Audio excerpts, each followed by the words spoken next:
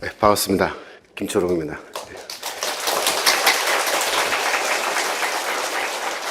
네, 우리 정 목사님께서 사실 한 2해 전에 저한테 문자도 주시고 또 여러 가지로 이렇게 설교 말씀 한 동영상도 저한테 보내주시고 해서 제가 그거 다 봤습니다. 그래서 저도 뵈니까 오늘 처음 뵀는데 전혀 생소하지 않고 잘 아는 분을 이렇게 만나 뵙는 것 같아서 너무 좋은 것 같습니다. 오늘 제가 강연 부탁받은 거 이제 2시간인데요. 2시간 이어서 하면 너무 기니까 중간에 한 10분 정도 휴식하고 그리고 다시 두 번째 강의 이렇게 하는 식으로 하겠습니다. 첫 번째 시간에는 제가 왜 이 좌파 사상을 벌이게 되었는지 거기에 대해서 또 우리나라 현재 왜 이런 문제들이 생겨난지에 대해서 좀 말씀드리도록 하겠습니다. 저는 1962년생입니다. 대학은 이제 81년도에 입학을 해서 소위 말하는 386 세대 그 앞쪽에 속하는 사람입니다. 저는 중학교 1학년 되던 때 제가 다니던 세문안교회 중등부 수련회 갔다가 수련회 때 이제 산에 올라가서 이게 산기도 시키는 게 있었어요. 그래서 그때 올라가서 기도하고 또 다른 친구들 내려와서 잘 때 제가 다시 또 올라가서 기도하고 뭐 그러다가 제가 그때 이제 그 하나님 은혜를 크게 받고 제가 그때 중학교 1학년 때 이제 내가 주의 종이 되겠다 그렇게 결심을 했습니다. 저는 그래서 이제 계속 그 크리스찬 학교들만 쭉 다니게 됐어요. 어떻게 하다 보니까 고등학교는 이제 숭실고등학교를 다니게 됐는데 숭실고등학교 다닐 때는 이제 앞으로 목회자가 될 사람 그중에서 이제 공부 좀 잘하는 사람을 장학금을 줘서 그걸 3년 받고 이렇게 공부를 했습니다. 이제 대학을 가야 되는데 어디 학교로 어디 전공으로 가면 좋을까 그랬는데 마침 그때 저희 세문안교회 고등부에 지도하시는 그 전도사님이 이양호 전도사님이라고 그분이 나중에 연세대학교 신학과의 그 역사학과 교수가 됐습니다. 그때 그분 이제 전도사 시절에 젊었을 때 저를 가르치면서 저를 이렇게 만나서 얘기하는 가운데 초롱이는 이 다음에 대학 어디 갈 거냐 그래서 잘 모르겠다 앞으로 뭐 하고 싶냐 그래서 난 목사 되고 싶습니다 그랬더니 그러면은 사회학과를 가래요. 그래서 제가 사회학과를 왜 갑니까 그랬더니 그 사회에 대해서 두루두루 좀 알아야 앞으로 미래 목회에 좀 도움이 될 거라는 그런 말을 해서 저는 그 말을 철석같이 믿고 사회학과를 갔어요. 그래서 서울대 사회학과에 이제 공부하고 졸업하게 됐는데 그 지금 와서 생각해 보면은 조금은 일리가 있었던 말씀이었던 것 같은데 제가 막상 학교에 들어가서 이제 공부하던 시절에는 내가 여기 왜 왔지 하는 생각을 처음에 많이 했습니다.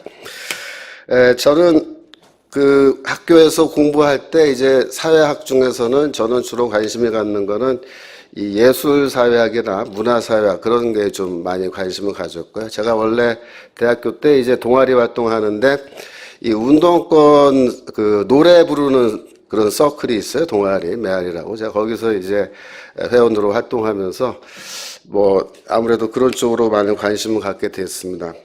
학교 다닐 때는 이제 학과 공부, 학교 전공 공부보다는 이제 소위 말하는 그 사회과학 서적이죠. 어떤 그 대체로 보면 다 좌파 서적인데 그런 거 이제 출판돼서 나오면은 그냥 부지런히 읽었어요. 그래서 나중에 제가 군대를 가고 졸업할 때쯤 돼서 이렇게 제가 학교 다니면서 읽었던 책을 이렇게 보니까 5단짜리 책꽂이로 한 5-6개가 되더라고요.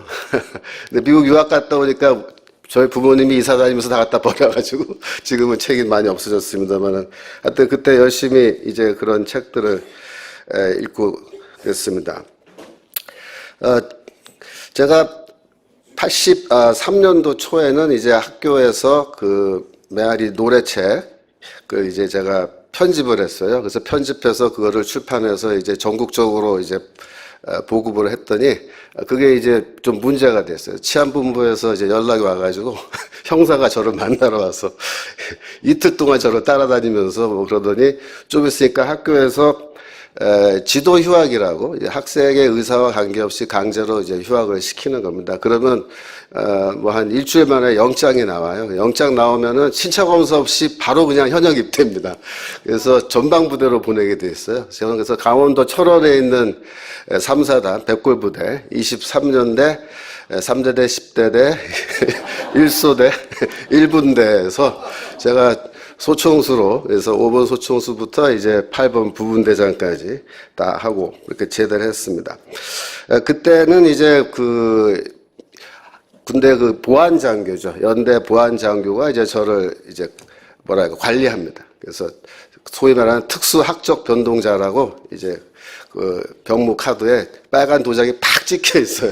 그래서 이런 사람은 뭐 보직 변동도 불가능하고 아무것도 못하게 돼 있는데, 그 당시에 이제 생각해 보면은, 하여튼, 어떻게 하냐면은 자주 이렇게 만나야 되고요. 그 다음에 휴가 갈 때도 다른 사람들은 대대장 신고하고 바로 버스 타고 집으로 가는데 저희는 연대 보안장교한테 가서 신고해야 되고요. 그 다음에 사단 보안대 가서 또 신고합니다. 그리고 이제 나오면은, 중간에 서울 보안대 가서 또 한 번 이제 신고하게 돼 있어요. 그리고 한 번은 이제 소위 말하는 녹화교육이라 그러는데요. 한 열흘 정도 서울대 보안대 분실에 가서 이제 뭐 하여튼 갇혀갖고 그때 녹화 교육도 받고 그랬습니다. 85년 12월에 제가 제대를 하고 이제 86년 1학기에 학교로 돌아왔는데요. 그 당시에 86년이 이제 굉장히 격동기입니다, 사회적으로. 그래서 제 친구들, 그러니까 같은 학번의 사회학과 친구들은 제가 군대 갔다 오니까 벌써 많은 수의 학생들이 졸업을 했거나 아니면 다 이제 학교에서 징계받아가지고 학교에서 이제 쫓겨나 있는 그런 상황이 많았고, 그렇지 않으면 이제 자발적으로 학교 휴학을 하고 아예 이제 노동 현장으로 가 있는 그런 친구들도 있었습니다. 그래서 한 학기를 이제 하고 나서 보니까 별로 이제 재미가 없는 거예요. 그래서 이러고 있는데 하루는 같은 학번 친구들이 이제 전화가 왔어요. 만나자. 그래서 구로동에서 만났습니다. 두 사람을 만나는데 이 친구들이 하는 말이, 야, 저기 학교 있으면 뭐 재미있냐? 그래서 재미없다. 다 때려치고 와서 여기 노동운동 같이 하자 그런 거예요. 그 친구들은 지금까지 거기 있습니다. 물론 지금은 구로동에 있는 건 아니고 이제 울산 쪽에 가 있는데, 민주노총에 다 이제 관계돼 있고, 또 한 친구는 이제 좀 이따 말씀드리겠습니다만 이제 통진당 해산된 그 통진당의 중앙위원으로 또 있었죠. 그래서 그 친구들의 얘기를 듣고 그래 생각해보자 이렇게 했는데, 제가 암만 생각해도 제가 그 당시에 이렇게 노동 현장에 가서 일하는 거는 그렇게 큰 의미가 없겠다 그런 생각이 들었습니다. 그래서 그는 거절을 하고 또 이렇게 좀 지내고 있으니까 또 어떤 연락이 이렇게 왔는데, 사람을 만났더니 아주 놀라운 제안을 하는 거죠. 그래서 뭐냐면은 지금 이제 남한에서의 이제 상황은 지금 이제 공산당을 결성하지 않으면 안 되는 그런 급박한 상황에 우리가 도달했다 이렇게 얘기를 시작하는 거죠. 그러면서 지금 남조선의 공산당을 결성하기 위한 그런 조직을 우리가 하고 있는데 같이 하지 않겠느냐, 그런 이제 제안이 들어왔습니다. 그래서 제가 그 얘기를 딱 듣고 이거다라는 생각이 들었어요. 왜냐하면 이제 우리가 공산주의 운동 혁명사 이런 걸 다 공부하는데, 모든 혁명운동이라는 것은 그 나라에서 공산당을 만드는 작업에서부터 이제 혁명운동이 시작되기 때문에 혁명을 지도할 수 있는 그 지도부 공산당이 없으면 절대로 혁명에 성공할 수가 없다. 그거는 이제 누구나 다 이미 공감하고 있는 거기 때문에 저는 그 의견을 바로 그 자리에서 받아들이고 동의하고 참가하도록 이렇게 했습니다. 그래서 학교를 아예 이제 휴학을 해버리고, 그때는 이제 두 번 다시는 학교 돌아갈 생각이 없었어요. 학교 그냥 때려친다고 생각하고 그만두고, 그러면 이제 소위 말하는 직업적 혁명가의 길로 이제 가야겠다 그렇게 생각하고 이제 조직 활동을 시작했습니다. 조직 활동이라는 건 별거 아니고, 제일 먼저 이제 공산당을 만들 때 어떻게 만드냐 하면은 이제 중앙위원회부터 만들어서 위로부터 아래로 조직을 해 들어가게 돼 있어요. 그래서 민주적으로 아래서부터 위로 이렇게 하지 않습니다, 절대로. 중앙위원회를 만드는데 중앙위원회는 누가 만드느냐? 이게 우리가 만든다 이렇게 돼요. 우리가 만든다. 우리가 앞으로 혁명의 노선을 지도하는데 그러려면은 우리가 이념적으로 철저하게 무장하고 우리가 하나가 되어야 되니까 우리가 먼저 뭐부터 하냐? 학습부터 하자 이렇게 된 겁니다. 그래서 아침 뭐 9시부터 만나서 해지고 뭐 저녁 8시, 9시까지 이제 공부를 하는 겁니다. 어디서 했냐면은 그 당시에 그 서울 외곽에 있는 전문대 같은 그런 대학들이 있습니다. 거기 전문대 가면은 빈 강의실들이 많아요. 그래서 그런 빈 강의실에 앉아서 주로 공부도 하고, 하여튼 여러 곳을 옮겨 다니면서 우리들끼리는 하여튼 눈에 안 띄게 열심히 이제 학습을 하는데, 그때 소위 말하는 막스 레닌, 마오쩌둥의 그 원론, 원본, 그 저작들을 하여튼 거의 빠짐없이 다 직접 그 자리에서 읽는데, 어떻게 읽냐면 둘러앉아서 같이 읽게 돼 있습니다. 같이 읽고 같이 토론하고 그러면서 한 장 한 장 이렇게 공부해 나가는 식으로 하는 겁니다. 그러면서 동시에 앞으로 향후 활동 계획 이런 것도 짜고 그러는데, 그때는 이제 우리가 공산당사를 이제 공부해 보면 나오는데, 일제시대 때까지 포함해서 남조선에서, 남한에서 그 공산당을 만드는 그 시도를 여러 번 했습니다. 근데 다 실패했죠, 대부분. 왜 실패하냐면은 이제 그 당시에 이 공산당을 만드는 분들이 그 기밀 유지의 그 원칙을 제대로 다 지키지 않아서 다 이제 검거되는 그런 결과들이 오게 된 걸로 이렇게 저희는 판단했습니다. 그래서 우리는 절대로 이제 그 기밀 유지의 원칙을 어기면 안 된다. 그래서 그런 훈련을 열심히 이제 한 거죠. 그때쯤 돼서는 제가 이렇게 생각해 보면은 저는 완전히 이제 공산주의자가 된 겁니다. 그 전까지는 이제 학생 운동권에서 좌파 사상을 그냥 받아들인 정도, 동의하는 정도인데, 그 정도 단계 가서는 이제 완전히 이제 이념적으로 확립되어 있는 그런 공산주의자가 된 겁니다. 그 당시에 이제 막스 책에 제가 거의 뭐 심취해가지고 하루 종일 막스 얘기만 하고 막스 책만 보니까 어떤 현상이 나타나냐면은, 저희가 이제 점심 먹고 잠깐 1시간 동안 휴식이 있어요. 그래서 잠깐 낮잠을 잘 수 있는데, 그 오전 시간에 공부할 때 그 막스의 정치경제학 그 중에서 뭐라 써놨는데 도저히 이해가 안 되고 설명이 안 되는 부분이 하나 있었는데, 그거를 이제 아무도 대답을 못했어요, 그 설명. 그래갖고 이제 잤는데, 잠깐 낮잠 잤는데, 꿈에 막스가 제 앞에 딱 나타나서, 그걸 설명을 해주고 가는 거예요. 왜 내가 이런 뜻으로 썼다 그러면서. 그래갖고 제가 그걸 보고 깜짝 놀라서 눈을 떴는데,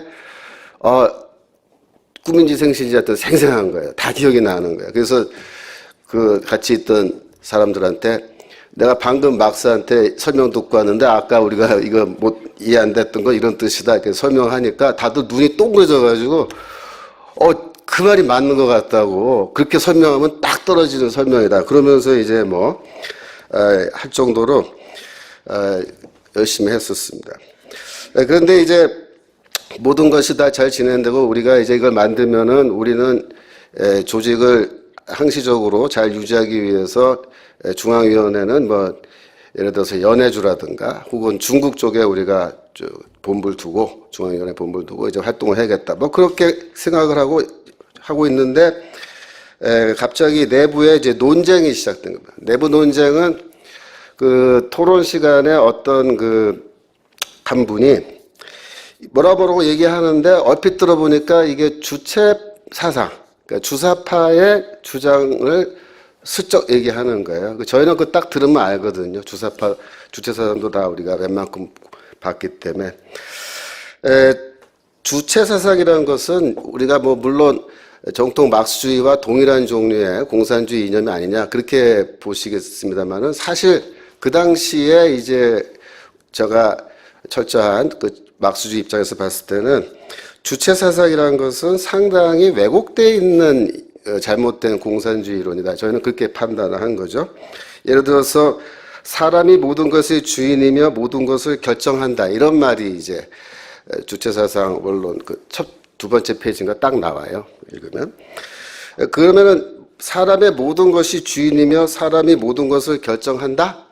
그거는 유물론 역사발전 원칙이나 철학에 절대 부합되지 않는 이것은 잘못된 견해로 보는 거죠. 유물론이라는 것은 뭐냐면은 인간의 어떤 의도, 뭐 어떤 노력 이런 것이 역사발전의 원동력이 아니고 소위 말하는 이제 하부구조라 그래요. 하부구조. 하부구조는 생산력과 생산관계의 조합으로 되어 있는데 쉽게 말하면 인간의 경제활동, 인간의 경제활동으로 생겨나는 생산력, 그 사회의 경제력이죠. 생산력과 생산관계라는 게 이게 사회 역사를 이끌어가는 근본적인 원동력이라고 그렇게 보는 겁니다. 그래서 어떤 한 인간의 또 집단으로서도 마찬가지인데 의식, 어떤 의도 이런 거는 역사 발전을 이끌어가는 참된 에너지가 될 수 없다라고 보는 게 원래 고전적인 그런 막수의 원칙인데 이게 주체사상은 그렇게 된 거죠. 사람이 모든 것을 결정한다. 물론 이제 그렇게 됐을 때 좋을 것 같지만 이제 나쁜 게 많아요, 사실. 그래서 우리 그 주사파의 옛날에 뭐 대부라 그러는 김영환 씨가 북한에 다녀왔잖아요. 북한 가서 보니까는 어떻게 얘기하냐면 사람들 만나서 얘기해 보니까 뭐 회의를 느꼈다. 북한 체제에 대한 회의를 느꼈다. 이렇게 말하는데 그 회의를 느꼈다 그랬을 때 뭐냐면은 첫 번째로 그 북한 사람들 그 간부들이랑 얘기해 보니까 주체사상을 잘 모르더라고요. 그 사람들이. 그래서 또 실망을 했고 그 다음에 그 사회의 그 어떤 그 이론적으로 봤을 때는 이게 잘 돼야 되는데 그 후진성 이런 거에 이제 굉장히 실망한 거죠. 그래서 사람이 모든 거 다 할 수 있다 그러면요, 이게 가장 무식하게 적용되면은 그게 몸으로 다 때우면 된다 이렇게 되는 거예요. 그러니까 북한 사회라는 게 옛날에 요새는 그런 말 안 합니다만은 뭐 천삽뜨기 운동 옛날에 이런 게 있었어요. 그때 당시에 뭐 천리말 운동 뭐 그래갖고 그다 뭐냐면 기계로 하면 되는 거 기계 없으니까 몸으로 때우자는 거거든요. 그러니까 이게 굉장히 후진적인 그런 나라가 되는 거죠. 그래서 그 친구가 이제 그런 말을 해서 우리가 지적을 하고 당신 좀 이상한 말 했다고 비판한다 그랬는데 그게 계속 반복되는 거예요. 그래서 나중에는 우리끼리 따로 회의를 했어요. 저 친구가 암만 해도 주사파에 끈아풀이 된 것 같다. 그래서 지적을 하고 이제 파고들었어요. 그랬더니 자기가 처음에는 부인하더니 자기가 나중에 인정했습니다. 자기가 주사파 이론 받아들였다.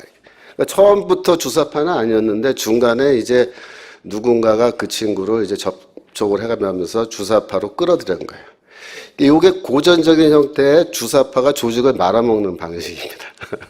그래서 이거를 차단하기 위해서 이제 사상 투쟁이라 그러는데 논쟁을 하게 돼 있습니다. 논쟁을 했는데 저희가 한 20일 정도 논쟁을 했어요. 논쟁을 하는 방식은 첫째 날에 뭐라 하냐면 문방구에 가서 이 빈 노트를 두꺼운 거를 한 권씩 다 사서 나눠 갔습니다. 그리고 네가 주장하는 걸 말해라는 것도 받아 적어요. 내가 주장한 것도 받아 적고. 그래서 기록을 남겨가면서 토론을 하다가 나중에는 그 사람의 주장에 근거해서 그 주장이 틀렸다라는 것을 증명해버리면 논쟁이 끝납니다. 그래서 20일 만에 논쟁이 끝났어요. 우리가 이기고 그 친구가 이제 항복했습니다. 완전히 두 손 들고 항복했습니다. 이론적으로. 그래서 우리가 그러면 내일 아침에 올 때 자기 비판 문서를 써서 와라. 소위 말해 자아 비판이죠. 그걸 써오면 우리가 그걸 읽고 접수하고 논쟁 끝나고 다시 우리가 사업한다. 이렇게 됐는데 그 다음날 왔는데 안 써왔어요. 그래서 왜 안 써왔냐 그랬더니 다른 논쟁을 하나 더 해야 된대요. 뭐냐 그랬더니 갑자기 혁명의 그 전략에 대해서 얘기하자 이렇게 한 겁니다. 그러니까 이 혁명 전략이라는 것은 그 당시도 그렇고 지금도 그렇고 아주 간단합니다. 공산주의자들의 혁명 전략은 동시다발적인 전국적 민중봉기입니다. 근데 무장봉기 말하는 겁니다. 무장봉기. 그래서 우리가 그렇게 대답했죠. 우리는 뭐 동시다발적이고 전국적인 무장봉기다. 이렇게 얘기했더니 이 친구가 뭐라 하냐면 그건 망상이다 이렇게 망상이다. 그런 비현실적인 혁명 전략 갖고는 혁명 성공할 수 없다.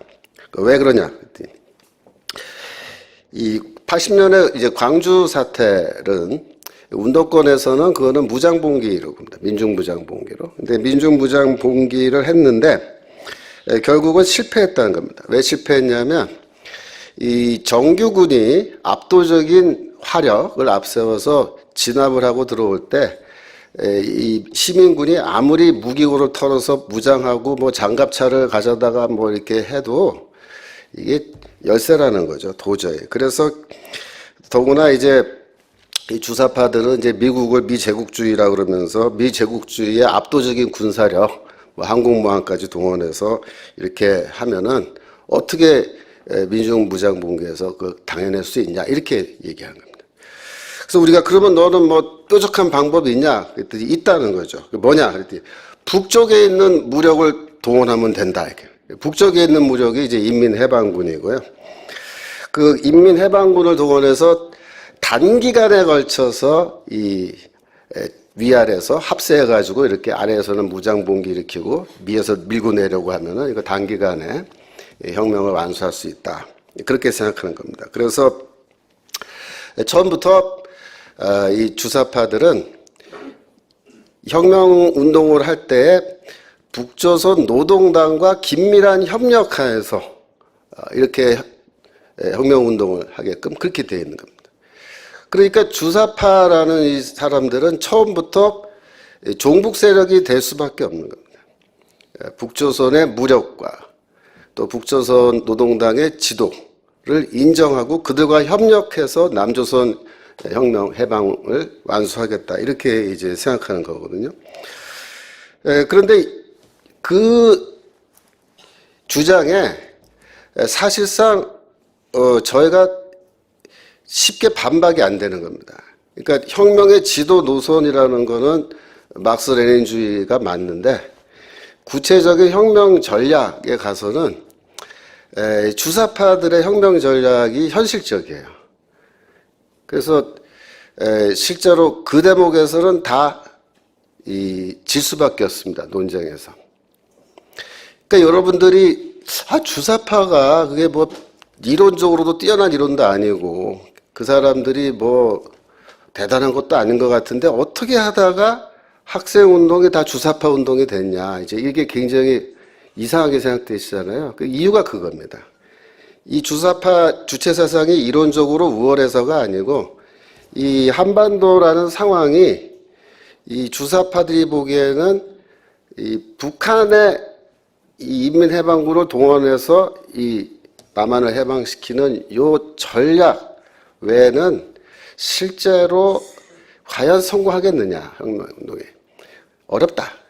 그런 결론이 나올 수밖에 없기 때문에 주사파가 이 전략을 들고 나오면요, 다 이기는 거예요. 그러니까 사상투쟁을 해가지고 그 과정을 통해서 주사파가 조직을 다 장악해 들어가는데 그런 이유가 있습니다. 그래서 85년도부터 이제 그 주사파가 학생운동 안에 이제 조금씩 등장하기 시작했는데 매우 빠른 속도로 이제 학생운동을 다 장악해 나가는 거죠. 1986년 같은 경우에는요, 아침에 이제 운동권 학생들이 학교에 이제 출근하는 거죠. 출근하면은 만나면 첫 번째 얼굴 보고 하는 인사가 어젯밤 너 대남방송 들었냐 이러고 이제 대화를 시작했습니다. 그때. 나 못 들었다. 그러면 넌 들었냐? 나 들었다. 그러면 네가 나한테 얘기 좀 해줘라. 그 쫙 얘기해 주는 거예요. 그거부터 듣고 이제 하루 일과를 시작합니다. 그래서 나중에는 못 들은 사람들을 위해서 요약본이 아침마다 나와서 이렇게 돌아다니는 거예요. 못 들은 사람들 그거 읽어보라고. 그 정도로 됐는데 결국 그때 이미 학생운동의 70에서 80%가 주사파가 됐습니다. 86년도에 이미. 그리고 노동운동은 그보다 조금 뒤입니다. 87년, 88년. 그래서 88년이 지나면은 그때부터는 노동운동으로 들어갔던 친구들 중에서 주사파가 아닌 비주사파들은 다 쫓겨나기서 튕겨져 나와서 걔네들이 어디로 갔냐면 언론으로 많이 갔습니다. 고시 보고 공무원 많이 되고 그 다음에 뭐 학원 이런 것도 많이 차리고 그래갖고 다 이렇게 된 거예요. 그래서 저 같은 경우에는 이제 그걸 쭉 보면서 이게 지금 주사파들이 너무 막 이제 활개를 치고, 그러니까 운동도 이게 이념적으로 똑바른 게 잘 돼야 되는데 주사파 같은 이런 형편없는 이론이 대세가 되었고 막 가니까 그때 저는 그거 보고 또 속이 상하는 거예요, 저 같은 사람은. 그래서 이거 안 되겠다. 이것도 제가 다른 방송에서는 이런 얘기를 안 했는데 오늘 여러분들한테 말씀드리려고 하는데, 제가 그때 이제 이 조직 활동을 하다가 그만둔 이유는 뭐냐면, 그때 이제 저희가 그 조직을 해산하기로 했어요. 왜냐하면 이게 주사파들한테 노출이 되버렸기 때문에 주사파들이 이게 사상투쟁을 하다가 그 조직이 접수가 안 되면 곧바로 경찰이나 정보기관에 이걸 정보를 줘버려요. 그래갖고 일망타진돼서 이쪽 조직이 완전히 그냥 폭삭 망하게 하는 걸 했거든요. 그래서 우리도 빨리 이거를 해산하고 우리가 도피해야 된다. 이거 다 없애야 된다. 그래서 이제 즉각적으로 우리가 조직을 해산해버리고 다시 이제 결성하기로 했는데, 저는 다시 결성할 때는 이제 가지 않았죠.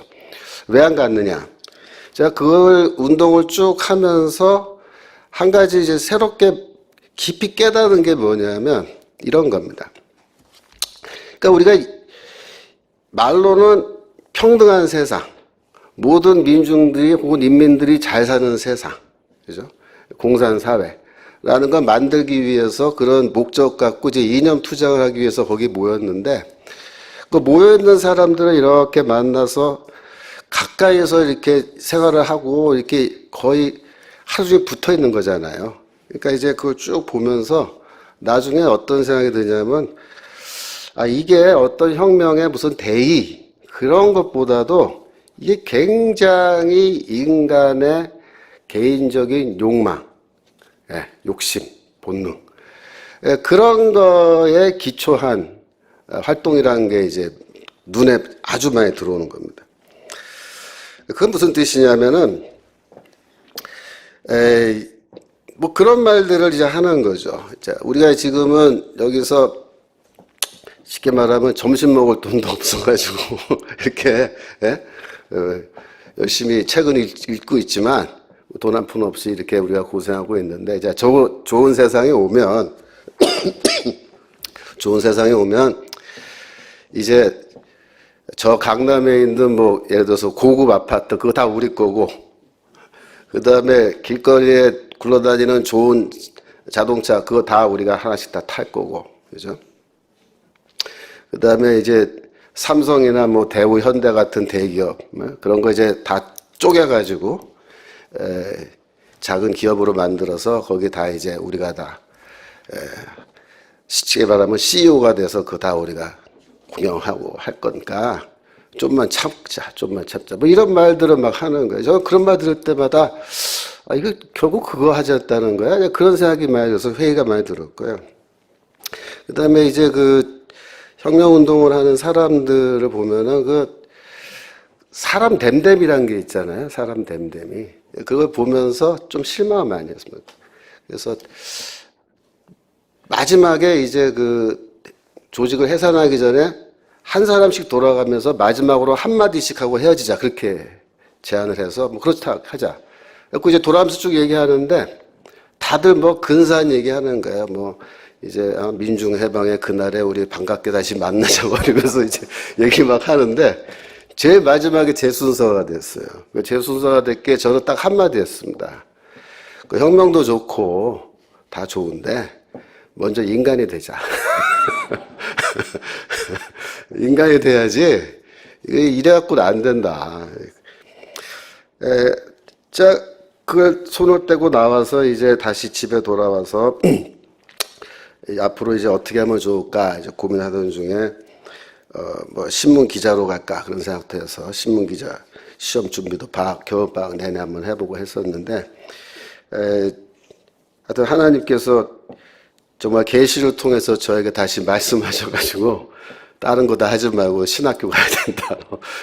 그래갖고 제가 그 말씀 듣고 제가 회개하고 신학교 가겠다. 그래서 1년 준비해서 이제 신학교 갔고요. 신학교 가서 이제 졸업하고 곧바로 미국으로 유학을 갔습니다. 그래서 미국 유학 가서 이제 아까 말씀드린 것처럼 제가 전공을 성서학을 하게 되고 바울신학을 전공하면서 저는 사실상 바울신학을 공부하면서 이런 정치적이고 이념적인 저의 어떤 방황, 혼란 그런 게 다 정리가 되고 저는 완전히 이제 소위 개종을 하듯이, 그죠? 개종을 하듯이 이제 사상적으로도 완전히 이제 돌아서게 된 건데, 요거는 여러분들이 이렇게 이해를 하셔야 돼요. 그러니까 좌파 운동을 하던 사람들이 전향을 한다 그럴 때 전향이 굉장히 힘듭니다. 전향이라는 게. 왜냐하면 이 이념을 한번 이렇게 받아들일 때 그 이념을 받아들이는 사람은 종교적 개종과 거의 맞먹는, 어쩌면 그것보다 더 강력한 내면의 변화를 가져오게 돼 있어요. 그리고 그 변화의 경험 속에 어마어마한 큰 기쁨과 자기만족이 있습니다. 이념적으로. 그래서 마치 어떤 느낌이 드냐면 세상 꼭대기에 내가 서 있는 듯한 느낌도 있어요.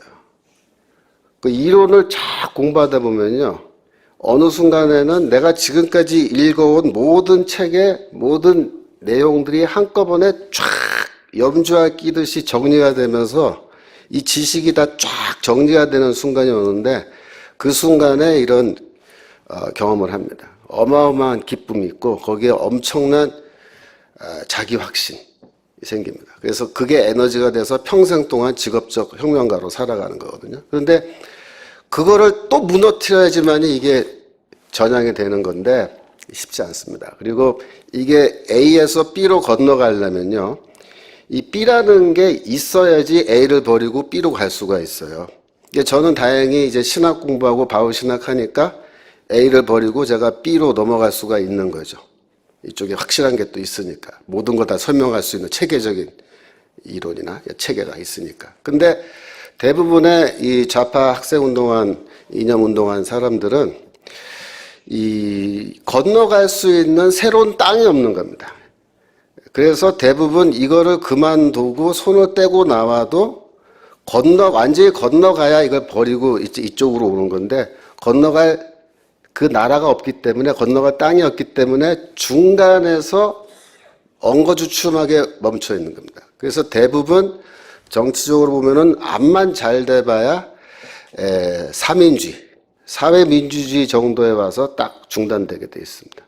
그러니까 완전히 우리가 말하는 자유민주주의 입장으로 완전히 돌아오는 거는 상당히 어렵고, 제가 그런 경험을 한 사람들을 만나서 얘기해 보면 다 저랑 비슷한 게 뭐냐면, 이 사람들은 이쪽에 건너갈 수 있는 거를 장기간 공부를 해가지고 건너오는 겁니다. 예를 들어서 어떤 사람은 이승만이라는 분을 우연히 알게 돼서 이승만의 책을 미친 듯이 읽다가 일로 넘어와 버린 거예요. 이걸 버리고, 내가 그동안 잘못 살았구나. 넘어옵니다. 어떤 사람은 경제학, 특히 이제 막시즘의 핵심은 경제학이거든요. 이 경제학 이론인데 소위 말하는 우리 자유시장 경제 제도를 강력하게 주장하되 사회주의 시스템을 또 강력하게 비판하면서 자유시장 경제 제도를 옹호하는 그런 학자들의 그런 책들을 열심히 읽다가 일로 넘어가는 겁니다. 아시겠죠? 이런 노력이 없으면 절대로 전향이 안 되는 겁니다. 저는 이제 미국 유학 가서 다 이제 정리가 되고, 이제 제가 미국에서 16년 있었습니다. 제가 그 사이에 학위를 3개 하고, 제가 목회도 한 3년 반 담임 목회도 하고, 그렇게 하다가 좀 늦어졌어요. 그래서 제가 2007년도에 이제 16년 만에 한국으로 귀국한 겁니다. 한국을 이제 오랜만에 이제 와서 보니까 어떤 느낌이냐면, 이 대한민국이 예전에 제가 떠났던 그 대한민국이 아니라는 거예요. 16년 전에 그 대한민국은 사라져버리고 없고, 새로운 나라가 여기 있는데 와서 보니까 저한테는 이게 타문화권, 제가 선교사로 온 것 같은 그런 느낌. 문화적으로 처음에 적응이 잘 안 되는. 특히 TV나 신문을 보면 적응이 안 되기 시작하는 거예요, 저는. 그래서 처음에, 이게 왜 이렇지? 나라가 왜 이렇게 바뀌었나? 그러니까 한마디로 말하면 사회 전체가 왼쪽으로 많이 이동해버린 거예요. 좀 이상하다. 뭐 그런가 보다. 그러고 지났어요.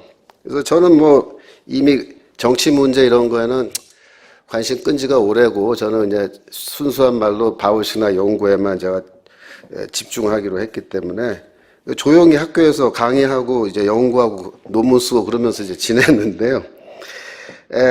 그 2012년에 그 아로 사건이라고 그러죠.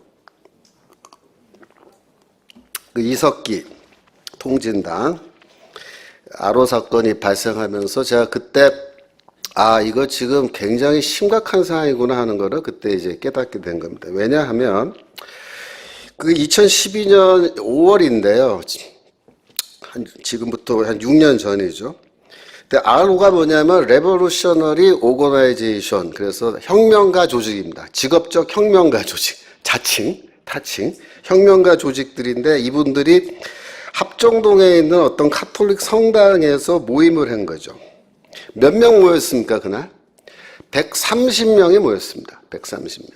이런 강당에 130명이 모였는데, 제가 그날 저녁에 밥을 먹고 이제 소파에 앉아서 TV 뉴스 보는데, 아로 사건이 이제 뭐 보도가 되어서 나오는데, 그런 내용이 막 나오는 거예요. 그 저는 이렇게 사과를 먹다가, 이거 거의 떨어뜨렸어요, 이거 사과를. 너무 놀래가지고. 왜 놀랬냐면요. 여러분들은 통진당, 아로, 이런 사람들이 130명 모여서 회의를 했나 보다. 그럴 수도 있지, 이렇게 생각하시겠지만, 저같이 이런 좌파 조직 활동을 해본 사람들 입장에서는요, 이거는 도저히 있을 수가 없는 일입니다. 왜냐하면, 제가 아까 이런 조직 활동할 때 우리가 보안 원칙, 기밀 유지의 원칙을 철저하게 지킨다 그러는데, 이게 원래 이 조직 활동 이런 거는 할 때 절대로 실명을 사용하지 않습니다. 다 가명, 본명은 철저하게 쓰지 않습니다. 저도 옛날에 쓰던 가명이 있어요. 그 가명은 김초롱이 아니에요. 다른 이름입니다. 서로 부를 때도 그걸로 부르고, 이 실명을 아는 사람끼리는 같이 사업을 안 합니다. 그래야 한 사람이 검거되더라도 다른 사람이 줄줄이 엮여서 잡히지 않기 때문에, 점조직이라는 건 그거예요. 이 사람과 내가 만나서 사업은 같이 하는데 이 사람의 주소도 모르고 전화번호도 모르고 본명도 모르고 가족관계, 여하튼 이렇게 일상적으로 지내다가 이 가족관계를 묻는다든지 그 사람의 개인적인 어떤 그 정보를 묻는 거는 절대 금기시되어 있습니다. 서로 철저하게 몰라야 된다. 몰라요. 그리고 이 가명을 쓴 사람들이 모임을 가질 때 3명 이상, 4명까지는 봐주는데요. 5명부터는 이거는 해당 행위입니다. 5명 이상이 모였다. 그거는 위험하다는 거예요. 10명 모였다. 그러면 그거 다 처벌 대상입니다. 예? 어떻게 위험하게 10명이 모였냐 이거야. 다방이 되건 커피숍이 되건 어디가 되건 간에. 그건 절대로 허용 안 되는 거예요. 그런데 이분들이 130명이 모였는데 보니까 가명으로 모인 게 아니고 실명으로 모였어요. 여기 이름표 다 달고 모인 거예요. 이거는 보안 원칙을 위반하는 정도가 아니죠. 이건 완전히 미친 짓으로 이제 생각되는 건데, 직업적 혁명가라는 사람들이 그러면 보안 원칙 교육을 못 받아서 이렇게 했느냐? 아닙니다. 이분들 철저하게 다 받은 사람들이에요. 이분들이 130명 다. 근데 이분들이 그런 보안 원칙을 집단적으로 어기면서 모였다. 둘 중 하나입니다. 그러면 첫 번째 뭐냐면 다들 정신이 나가서 돌아서 그랬다. 두 번째 뭐냐면 그래도 된다고 판단해서 그렇게 했다. 그렇게 된 겁니다. 그래도 된다가 뭐냐면 우리가 상황을 우리가 매일같이 이제 그 분석을 합니다. 정세 판단이라 하는데요. 매일 아침에 우리가 조간신문, 석간신문 다 갖다 놓고 쭉 펴놓고 정세 판단을 하고 이 시점에서 우리가 어떤 것을 공격해야 되고 공격할 때 슬로건은 뭘 해야 되고 이걸 이슈로 만들기 위해서 어떤 작업을 해야 되고 뭐 이런 거를 다 토론을 하거든요. 그래서 매일매일 그 정세 판단하고 투쟁 계획을 세우고 이걸 다 이제 하는 건데, 이분들이 정세 판단을 했을 때 지금은 혁명의 간조기가 아니고 만조기다. 즉 간조기 때는 지하로 다 숨어들고 절대로 신분 노출 피해야 되는데 만조기가 되면은 바깥으로 나오는 거예요. 다 나오진 않지만 일부가 나옵니다. 그래서 이 사람들이 실명을 달고 활동하고, 그래서 이석기가 국회의원이 된 거잖아요. 이분이 조직의 소위 말하는 영수인데, 국회의원 빠지다고 실명으로 이제 활동하게 됐잖아요. 그러니까 만족이라고 판단한 거예요. 즉, 그래도 된다요. 그리고 그날 130명이 모여서 토론한 주제가 뭡니까?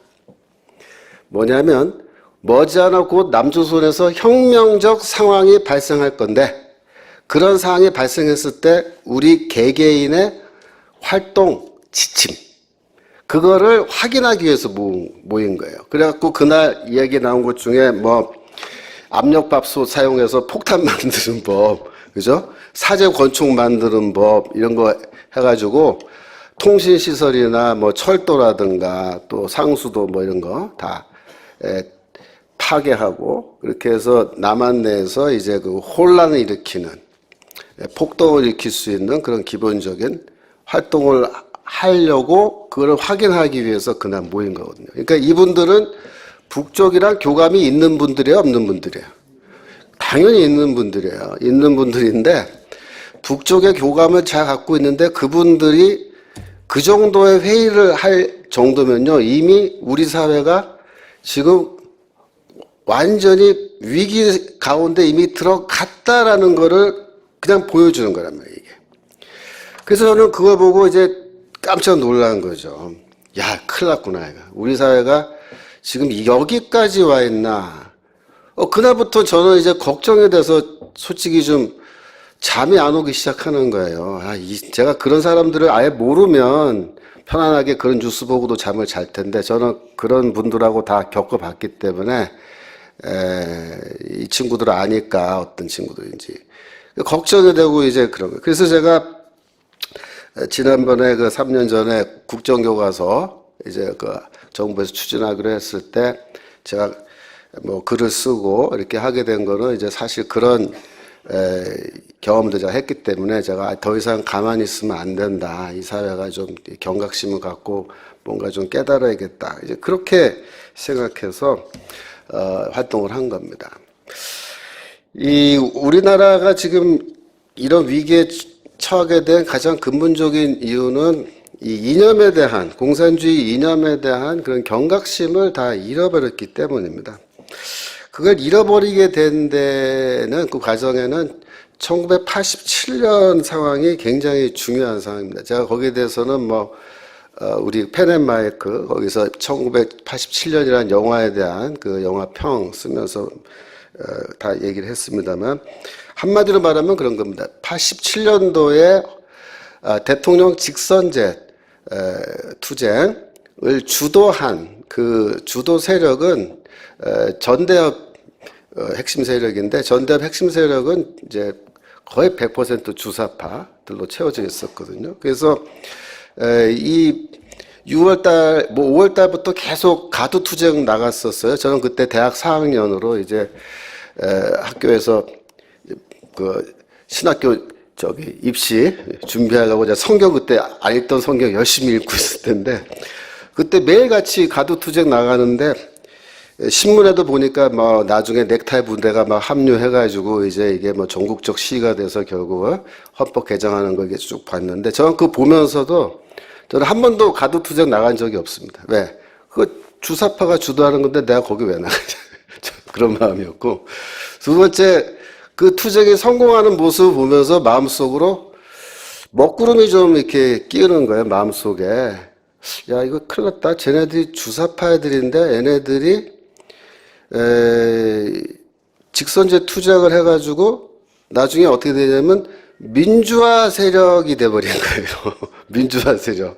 그러니까 얘네들이 민주화 세력이라고 하는 타이틀을 딱 붙이고 나니까 모든 사람들이 보기에 저게 내가 보기엔 빨갱이인데 주사파 아주 그냥 새빨간 애. 저도 물론 빨겠지만은 걔네들도 빨간 애들인데 얘네들이 다 민주화 세력이라고 하는 그런 타이틀을 딱 달고 그다음부터는 이제 공안기관이나 뭐해서 뭐 간첩 잡고 이렇게 하면요 뭐라 하냐면 왜 민주화 세력을 탄압하냐 뭐 이렇게 갖고 막 일어나서 반론을 제기하고 뭐 이런 현상들이 나타나면서 제가 그때부터 좀 우려는 했었어요. 근데 설마 이렇게까지 될 줄은 저도 그때는 예상을 못했었습니다.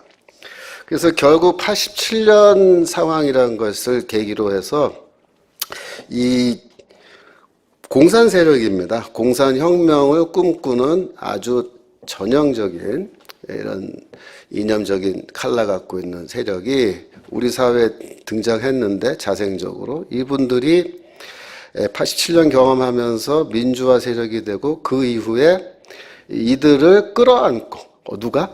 제도권 정치인들이 끌어안고 이들을 이렇게 잘 키워놓은 거예요. 정당 안에서도 키워놓고 사회적으로도 다 키워놓고 그래서 제가 지금 올해 나이가 한국 나이로 57이거든요. 그러니까 지금 제 나이 또래의 50대 초반에서 뭐 제 나이 또래의 요 사람들이 386 세대의 핵심 세력인데 이 사람들이 지금 사회의 중추 세력이 된 거잖아요. 그러니까 과거에 김대중 노무현 대통령 시절에는 이분들이 40대였어요. 그래갖고 그때는 이렇게 장자리 아주 높은 자리까지 올라갈 수 없는 한계가 있었다고요. 근데 이제는 이분들이 50대 중반이 됐기 때문에 다 장자리로 올라가서 이분들이 이제 모든 실세를 장악하게 되는 건데 결국 그렇게 되면은 이제 심각한 위기가 발생할 수밖에 없게끔 그렇게 되어 있는 겁니다. 그래서 지금 이 자유민주주의 제도를 저희는 부르주아 독재라고 그렇게 항상 비판해 왔고 그건 민주주의가 아니고 부르주아 독재다. 진정한 민주주의는 뭐냐? 그 인민민주주의다. 이렇게 주장하거든요. 그래서 그런 주장을 해오던 분들이 지금 현재 이 사회의 언론, 모든 분야죠. 교계까지 해서 다 이렇게 계시다 보니까 지금과 같은 그런 심각한 상황에 도달하게 된 겁니다.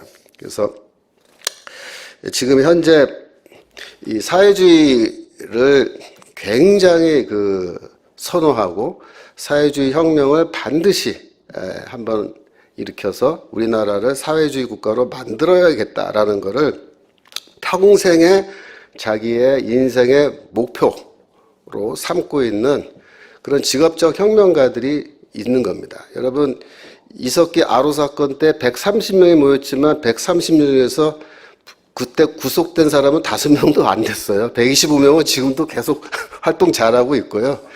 그 다음에 경기동부연합이라고 하는 그 세력은 우리나라 주사파 세력의 3대 패밀리 중에 하나에 불과한 거고요.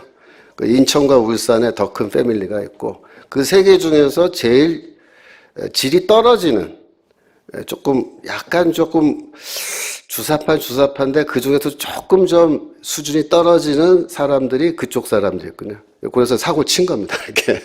그래서 더 강력한 그룹은 지금 아주 건재하기 때문에 지금 굉장히 심각한 상황이다. 그래서 제가 요 얘기까지만 말씀드리고 10분간 쉬겠습니다. 그래서 마지막 말씀드리고 싶은 거는 지금 현재 그러면은 사회주의 국가가 되면 좋냐? 사회주의 국가가 되면은 착취가 없는 세상이 된다. 모든 사람이 다 평등한 세상이 된다. 그렇게들 얘기를 하는데 그게 사실은 환상이고 거짓말이고 사기입니다. 제가 그게 왜 사기인지 얘기를 드릴게요. 제가 심심해서 좀 이렇게 할 일이 없으면요, 뭐 하냐면요, 제가 좌파들 그 웹사이트에 들어가서 거기 돌아다녀요. 그리고 얘네들이 또 무슨 수작업 꿈이나 그래서 많이 돌아다니는데, 그 중에 이제 재밌는 그룹이 그 인터내셔널 그룹이라고 하는 이쪽도 역시 막스주의자, 정통 막스주의자 그룹인데, 얘네들은 이제 노동 현장에 또 확실하게 뿌리를 내리고 있는 그룹입니다, 얘네들도. 그래서 그쪽에 웹사이트 들어가 보면은 거기 이론가들이 많이 있어요. 그러니까 공부 많이 하는 애들. 그러니까 주사파들은 공부를 많이 안 해요. 근데 비주사파 중에는 이제 공부를, 좌파 이론을 체계적으로 연구하고 공부하는 애들이, 그런 이론가들이 있는데, 걔네들이 논문을 써서 거기다 올립니다. 물론 가명으로 올립니다. 실명 안 쓰고. 근데 그 논문들을 제가 쭉 읽어봤는데 아주 잘 썼어요. 읽어보면은 거의 대학 교수들 논문 쓰듯이 씁니다. 각주 다 달아가면서, 이렇게 잘 써요. 논리적으로. 근데 거기에서 뭐라고 얘기하냐면, 어떤 논문 읽었는데, 이렇게 얘기합니다. 역사적으로 존재했던 모든 공산국가, 러시아건 중국이건, 뭐 북한이건 쿠바건 뭐 베트남이건 어느 나라건 간에 그 나라의 그 사회주의 국가의 그 경제적인 시스템은 그게 공산주의도 아니고 사회주의도 아니고 그건 뭐냐면 관료적 국가 자본주의다 이렇게 주장합니다. 관료적 국가 자본주의다. 그게 무슨 말이냐면 이 혁명이 성공하고 나면은 모든 생산 수단을 국가가 다 압류하여 독점하게 되어 있습니다. 토지도 다 국유화하고 모든 공장, 기업을 다 국유화하잖아요. 그러면은 이게 국가가 하나의 자본가가 되는 거예요. 그러면 국가 중에 누가 자본가 역할을 하냐? 공산당 핵심 세력. 그들이 관료거든요. 공산주의 국가의 관료 세력들이 공산당의 아주 상층부 사람들인데 얘네들이 뭘 하냐면 자본가의 역할을 대행한다 이렇게 되어 있습니다. 그러니까 누군가는 공장을 돌려야 될 거 아니에요. 공장을 운영해야 될 거 아니에요. 그러니까 누가 하냐면은 이제는 회사 CEO가 아니고 공산당 상위 관료가 그걸 하는데 그래서 관료적 국가 자본주의가 되는 건데 이 혁명 이후에 그러면은 이 사람들이 자본가 노릇을 하면서 이렇게 공장을 돌릴 때에 그 이윤이 생기면 그러니까 이제 초과 이윤이죠. 그 잉여 가치라 그러는데 노동자의 어떤 잉여 노동에 의해서 생겨나는 잉여 가치 그거를 돌려줘야 노동자들에게 돌려줘야 착취가 없어지는데 문제는 뭐냐면 그거를 공산주의 국가에서도 돌려주지 않는다는 거예요. 왜 안 돌려주냐면 그걸 다 주고 나면요 회사에는 아무런 이윤이 없어요. 아무런 이윤이 없으면 어떤 문제가 있냐면 그 다음에 생산력을 발전시키기 위해서 확대 재생산을 해야 되는데 확대 재생산에 투자할 돈이 한 푼도 없는 거예요. 다 돌려주고 나면. 착취가 없어지면. 그러니까 착취를 할 수밖에 없다는 겁니다. 착취를. 그래서 걔네들 주장에 따르면은 이 공산주의 국가는 공산당, 그러니까 즉 관료들이 국가가 노동자들을 매우 체계적으로 착취하는 시스템이다. 그렇게 자기들 글에 써놨어요. 착취를 할 수밖에 없다. 근데 더 재밌는 건 뭐냐면 착취율을 계산했습니다. 착취율. 그래갖고 같은 시기에 소련과 미국, 그러니까 50년대, 60년대에 소련과 미국의 그 착취율 이런 거를 이제 비교해서 분석을 했는데 결과가 어떻게 나왔냐면 미국보다 동일한 시기에 소련의 노동자들은 최소한 2배에서 3배 이상 더 착취를 많이 당하는 걸로 그렇게 결과가 나왔습니다. 그거를 자기들이 다 분석해서 인용을 하면서 뭐라 했냐면 그런데 이게 불가피하다는 거예요. 공산사회는. 이렇게 해야만이 공산사회에 도달할 수 있다. 그렇게 주장을 하는 거죠. 그래서 이 국가의 역할을 대행하는 정부 관료와 고위 공산당원 계층들이 마음껏 프롤레타리아를 착취하고 또 그들이 치부할 수 있는 시스템이 뭐냐? 그게 바로 공산주의 혁명입니다. 우리가 그래서 중국 같은 경우, 뭐 북한도 마찬가지지만, 뭐 중국 같은 경우는 더욱 명확하게 보이는데, 중국에서 이 소위 말하는 공산당 상위층이 얼마만큼 부패했는지, 그러니까 자기들이 그걸 착취한 거를 가지고 또 자기들이 치부하고 다 그게 하는데, 쉬 차이허우라고 하는 중국 인민해방군 상장이에요. 이 사람은 우리말로 하면 단 중장, 대장 그 정도 되는 것 같은데, 이 사람이 지난번 시진핑이 집권할 때 소위 말해서 부패 척결의 한 대상, 샘플로 잡혀가지고 다 털렸어요. 근데 뉴스를 보니까 그의 집에 이제 그 경찰 병력이 출동해서 덮쳤는데 보니까 지하에 창고가 있는데 605평 규모랍니다. 605평. 이게 지금 몇 평입니까, 요거에? 여기 300평. 이거 2배만한 개인 지하 창고가 있는데 거기에 미국 달러, 유로화를 포함해서 중국 돈 위안화가 쌓여 있는데요. 어느 정도 쌓여 있냐면 돈 세는 기계를 가져다가 세다가 기계가 다 고장이 나는 거예요. 너무 많아가지고 할 수 없이 포기하고 저울을 가져다가 지게차 있죠, 지게차. 지게차로 돈을 떠가지고 저울에 달아서 이게 몇 킬로면은 대충 얼마다 그렇게 환산을 해서 그 돈을 압수했다는 거죠. 네, 거기에 그 각종 진기한 그 보물, 그림 같은 거 포함해서 중국 사람들이 좋아하는 도자기면 뭐 이게 옥으로 만든 이거 뭐 조각품 이런 게 굉장히 많거든요. 그거를 다 옮겨가는데 군용 트럭입니다. 조그만 무슨 5톤 트럭 아니고요. 중국 군용 트럭 엄청 커요. 그거로 10대. 10대로, 이거 2배만한 거니까 10대를 실어갈 수 있는 그 정도의 어마어마한 돈으로 환산하기 어려운 그거를 누가? 한 명의 사람이 그걸 한 거예요. 여러분, 보시라이라고 이 충칭시 서기로 있던 사람인데 이 사람이 뭐 1조 5천억 원의 비자금 갖고 있다가 지난번 시진핑이 집권할 때 처형당해서 죽었잖아요, 이 사람. 근데 이 보시라이라는 사람이 어떤 사람이냐 하면요. 원래 중국에서는 이 공산당 간부 중에서 청렴하기로 소문난 사람이에요. 왜 그러냐면 이 사람이 입만 열면은 뭐라 그러냐면은 지금 공산당 부정부패가 너무 심하다. 공산당이 해먹는데 너무 많이 해먹는 거 아니냐. 이렇게 얘기하던 사람인데 털어보니까 1조 5천억 나온 거예요. 그러니까 이런 부정부패를 방지할 수 있는 시스템이 공산주의 국가에는 전혀 없습니다. 감사 기능이. 근데 우리나라는 어떻습니까? 우리나라의 이런 자본주의 시스템, 기업을 다 공개해서 소액 주주까지 포함해서 이게 다 주식회사 주주 갖고 있고 이 사람들이 감사를 임명해서 1년에 한 번씩 감사를 하는데요. 아예 감사 회사 동원해가지고 쥐잡듯이 그냥 먼지 하나 안 나게 다 털어내잖아요. 그래갖고 1,000원 한 장이라도 하여튼 불법적으로 CEO가 슬쩍 해먹은 게 발견됐다. 그러면 난리 나는 겁니다. 우리나라. 그죠?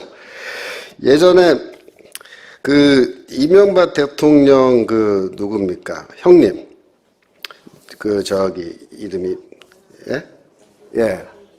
그분이 이제 정치자금인가요? 뭐 어떤 그거 위반해가지고 그거 이제 잡혀갔는데 그때 제가 중국을 자주 가거든요. 왜냐하면 중국에 제가 원래 중국 선교사 대경을 해가지고 제가 신학교 간 사람이기 때문에 중국 자주 갔다 왔다 하는데 그때 이제 중국 사람들 만나서 얘기해 보면은 뭐라고 얘기했냐면 너무 놀랬다는 거야, 자기들은. 야, 대한민국 너무 무서운 나라예요, 무서운 나라. 왜? 어떻게 대통령형을 잡아가냐 말이야, 대통령형을. 중국에서는 상상할 수 없는 일이 같아요. 상상할 수 없는 일. 예? 그리고 두 번째로 또 놀라는 게 뭐냐면 그때 그 문제가 됐던 돈이 뭐 7억 5천만 원인가 그랬을 거예요. 어떻게 7억 5천만 원 해먹었다고 잡아가냐 말이야. 대통령을. 우리 중국에서는 7억 5천만 원은 이거 돈도 아니에요. 해먹는 거는. 그 몇 년 전에 중국 신문에 나왔는데요. 우리나라로 치면 동사무소 일개 직원이에요.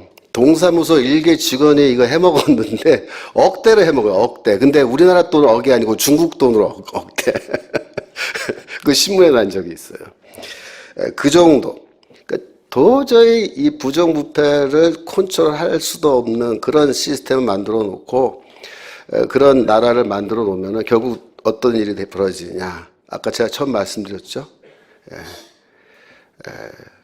사회주의 이념 갖고 활동하던 그런 사람들이 이제 자본가 역할을 대신해서 그 사람들이 마음껏, 그죠? 다 해먹을 수 있는 그들의 천국을 만들어주는 셈이 되는 겁니다. 그래서 지금 여러 가지 문제들이 이제 있는데 또 두 번째 시간에 조금 더 말씀드리겠고요. 한 10분간 휴식합니까? 보세요. 10분간 그러면은 좀 휴식하시고 다시 오겠습니다. 감사합니다.